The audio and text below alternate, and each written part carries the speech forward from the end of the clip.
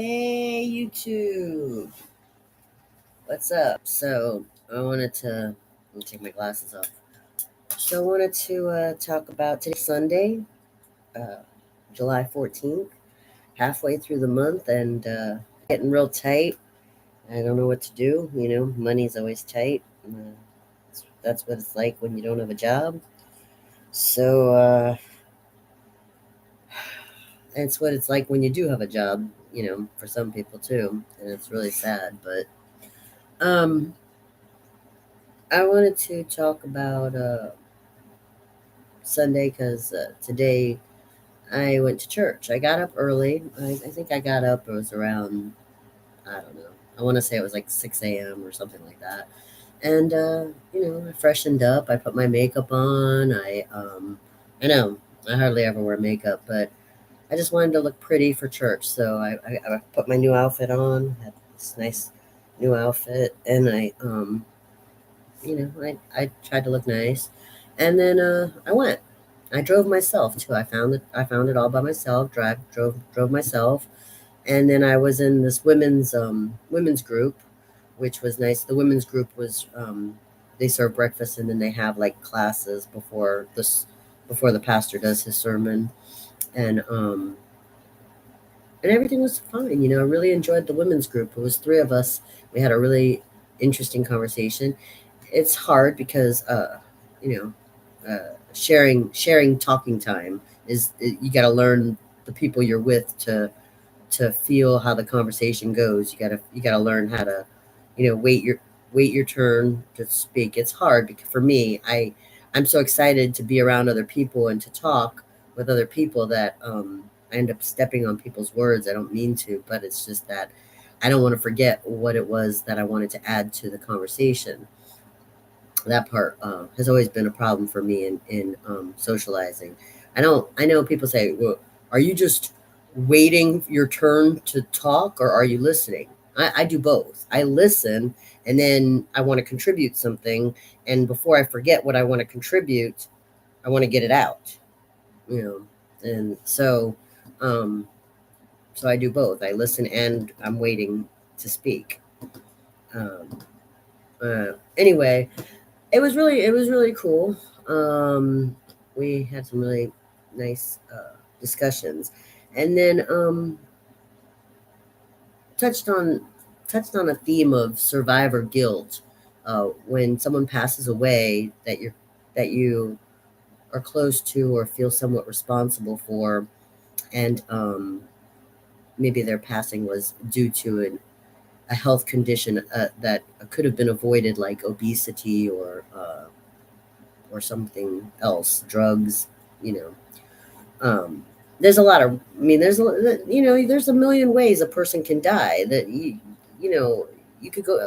Like I said this before in another video, and in my writing, you could go to sleep and die. And a lot of people do. They go to sleep and they don't wake up the next day, and sometimes they say it's this related or that related. Well, it was related to your obesity. Well, it was related to your cigarette smoking. You choked to death, or it was related to your heroin use because that last injection kind of was a little too much. Anyway, look, death is one of those things. You never know when it's going to happen.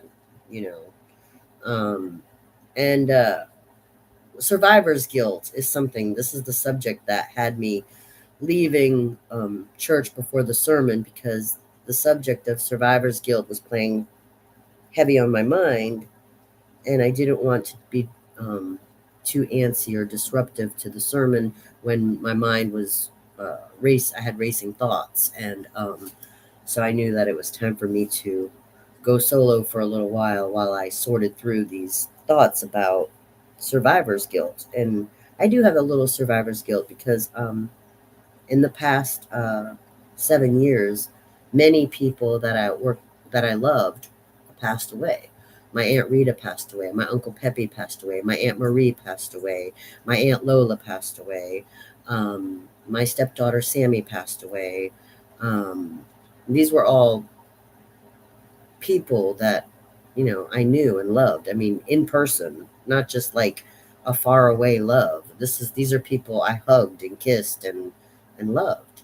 You know, they were part of my life in some way, at some point, and I had to listen to other family members in anguish tell me about their passing away. And you know, when you start getting older and you're surviving beyond the other people who are older than you. Sammy wasn't. Sammy was younger, which really is where my guilt, was is about, because I can't really feel guilty about older people passing away before me. But excuse me. But with Sammy, it was more complicated because she didn't. I think the hardest part for me in dealing with that death is that she um, she didn't make it to her 30th birthday, and that is it's very disturbing. It's bothersome, you know. I mean, it could have been caused by obesity, but I know a lot of other obese people who are made it to their 30th birthday and beyond. So, you see, death is mysterious like that. You don't know what exactly is the reason. But I felt guilty because I never. I mean, I could have. There were plenty of times where I could have been friendlier to Sammy and said something like, "Hey, why don't we work out together? You know, why don't we lose weight together? Why don't we try to get healthy? I'll cut down on cigarettes if you and I go on a diet together or something like that. Maybe we could, get healthy together." I didn't do that. I didn't do it for myself. I didn't do it for her. I didn't do it for us. And when you survive because someone else has passed away for whatever reason, there's that there. If you have a conscience like I do, and you're an empath like I am, then there is this thing, the survivor's guilt, and it sort of interferes with clearer judgment. So one of the ladies was making a comment, and I know this is typical conversation for Christians and typical conversation for um, people who are trying to be healthy and clean. They'll say, "Well, you really should quit smoking." Do you know how many times? If I had $1 for every time somebody had said that to me, I would have never paid for a cigarette in my whole life. I'd probably have every dollar that I ever spent on cigarettes. I probably have every dollar back for every time I've had to hear somebody say you should quit smoking. And I told her, I said, the more people tell me to quit, the more I want to smoke. It's not the forbidden fruit. It's, you know, like a control thing.